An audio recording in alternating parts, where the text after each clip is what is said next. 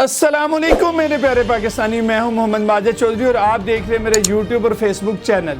تاریخ یہ بتاتی ہے کہ پاکستان کے قیام سے لے کر اب تک صرف 400 خاندان پاکستان کی سیاست پر براجمان رہے ہیں۔ ان خاندانوں کو مزید تقسیم کر دیا جائے تو ان کی تعداد 1000 بنتی ہے۔ تاریخ یہ بتاتی ہے کہ اسٹیبلشمنٹ، عدلیہ اور سیاستدان اشرافیہ کے اپنے مفادات کو ٹھیس نہ پہنچے تو پاکستان میں آپس میں کسی کو کسی سے کوئی خطرہ نہیں، کوئی تکلیف نہیں۔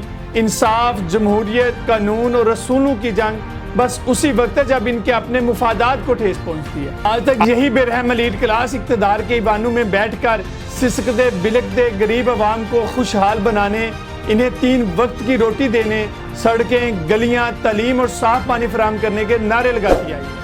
عام انتخابات ہوں یا بلدیاتی انتخابات ہونے والے ہوں، تمام امیدوار کش کو لے کر ووٹ مانگنے آ جاتے ہیں۔ الیکشن کے بعد ان کا کہیں دور دور تک کوئی نشان نہیں ملتا۔ انہیں ذرا سا احساس نہیں ہوتا کہ ان کے حلقے کی عوام کن مسائل سے دوچار ہے۔ ان مسائل میں سے ایک اہم ترین مسئلہ ہیڈمرالہ تک کلول روڈ ہے، جو عرصہ دراز سے ٹوٹ پھوٹ کا شکار ہے۔ سڑک میں 2-2 فٹ گہرے گڑھے بارش کے بعد سیلاب کا منظر پیش کرتے ہیں۔ حلقے کی عوام اپنے منتخب کردہ نمائندگان کی طرف آنکھ جمائے کئی سالوں سے کھڑی ہے، لیکن وہ نمائندگان جو جلسوں میں عوام کو عوامی خدمت کا یقین دلاتے نہیں تھکتے تھے، اب وہ الیکشن کے بعد حلقے میں کبھی دکھائی نہیں دیے۔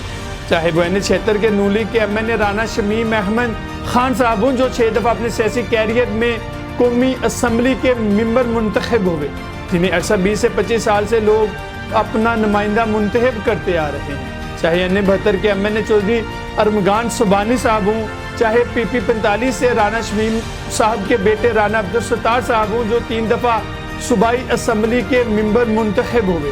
اسمبلی میں بیٹھے ان لوگوں نے اپنے علاقے کے مسائل پر کبھی توجہ نہ دی۔ قطع نظر دوسری طرف پاکستان تحریک انصاف کی ticket holder doctor Firdous Ashiq ایوان صاحبہ ہوں، 72 سے بریگیڈیئر اسلم گمن صاحب ہوں، چاہے PP45 سے MPA کے ٹکٹ ہولڈر بریسٹر جمشید گیا صاحب ہوں، انہوں نے بھی پاکستان تحریک انصاف کے دور میں اس روڈ کی طرف کبھی توجہ نہ دی۔ تباہی کے سبب لوگوں کے کاروبار تباہ ہو چکے ہیں۔ اس روڈ پر موجود پرائیویٹ اور گورنمنٹ سکولز کی انتظامیہ، والدین، طلبہ و طلبات بھی مشکلات سے دوچار ہیں۔ عام انسان کی آواز ایوانوں تک نہیں پہنچتی اور لوگ اپنے مسائل کے حل کے لیے ان ممبران کا انتخاب کرتے ہیں تاکہ ہمارے مسائل کے حل کے لیے اعلیٰ احکام تک رسائی ہو سکے، لیکن منتخب نمائندوں نے اپنے حلقے کو لاوارث چھوڑ دیا۔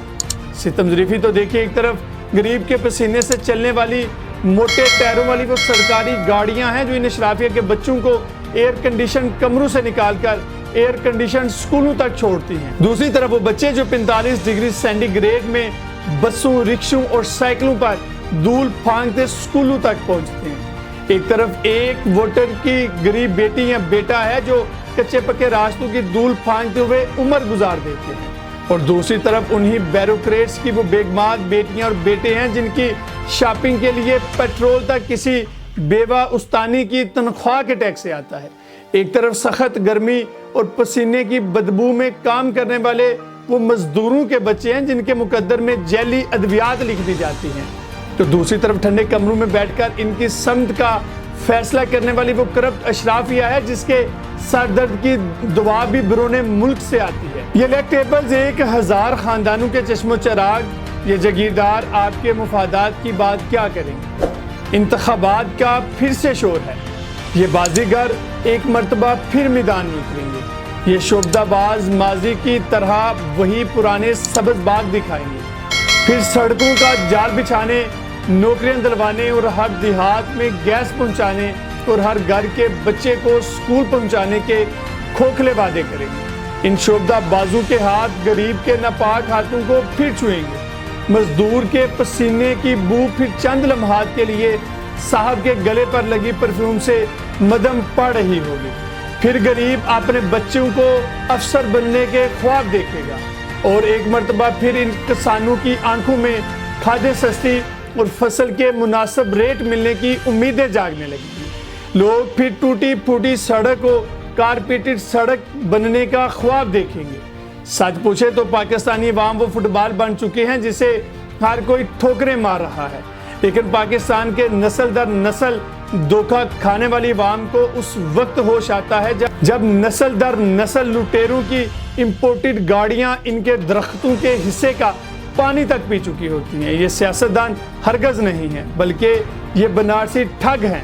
آنے والے انتخابات میں ہو سکتا ہے کہ چہرے بدل جائیں لیکن کردار وہی ہوں گے۔ پاکستان میں تبدیلی کے لیے پاکستان کے بنیادی انتخابی نظام میں تبدیلی کی ضرورت ہے۔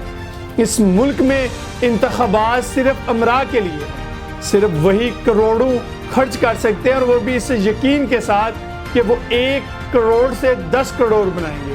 اپنے مفادات کا خیال رکھنے والے ان جاگیرداروں، وڈیروں اور صنعت کاروں سے تبدیلی کی توقع ایک دیوانے کا خواب ہے۔